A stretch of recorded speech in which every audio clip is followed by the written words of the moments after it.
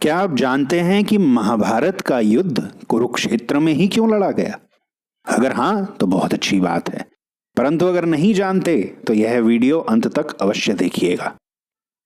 यह कथन सत्य है कि नियति ने वर्तमान में जो कुछ हो रहा है वह सब भूतकाल में ही तय कर दिया होता है और भविष्य में जो कुछ होने वाला है वह वर्तमान पर निर्धारित होता है।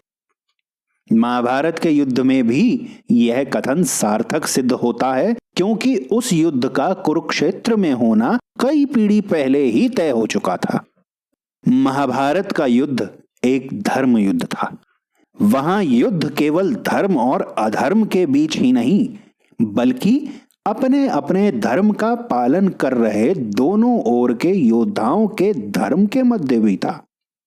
ऐसा युद्ध केवल धर्म से परिपूर्ण भूमि पर ही संभव था। कुरुक्षेत्र धर्म भूमि कैसे थी, यह एक अलग वीडियो में मैं पहले ही समझा चुका हूं। उसका लिंक डिस्क्रिप्शन में दिया गया है, उसे अवश्य देखिएगा, तभी पूरी बात अच्छे से समझ आएगी। अब उस धर्ममय भूमि पर युद्ध होने से हर योद्धा मृत्यु के उपरांत सद्गति ही पाता। ऐसा होना आवश्यक था। क्यों? क्योंकि 100 धृतराष्ट्र पुत्रों और उनके कुछ साथियों के अलावा बाकी सभी अधर्मी नहीं थे।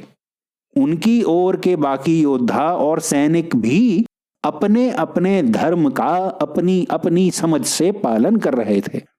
ऐसे धर्म का पालन करने वालों के लिए सद्गति आवश्यक थी, इसीलिए कुरुक्षेत्र आवश्यक था, धर्म भूमि आवश्यक थी।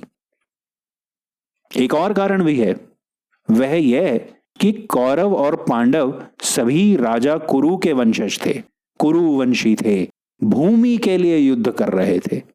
कुरुक्षेत्र महाराज कुरु की भूमि थी, कुरुवंश की भूमि थी, और जब कुरुवंश के योद्धा ही भूमि के लिए युद्ध पर उतारू थे तो ऐसे में कुरुक्षेत्र ही उपयुक्त स्थल था।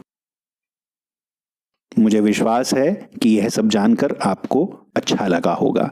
महाभारत और गीता पर ऐसी ही चर्चा हम जारी रखेंगे। हमसे जुड़े रहने के लिए धन्यवाद। नमस्कार।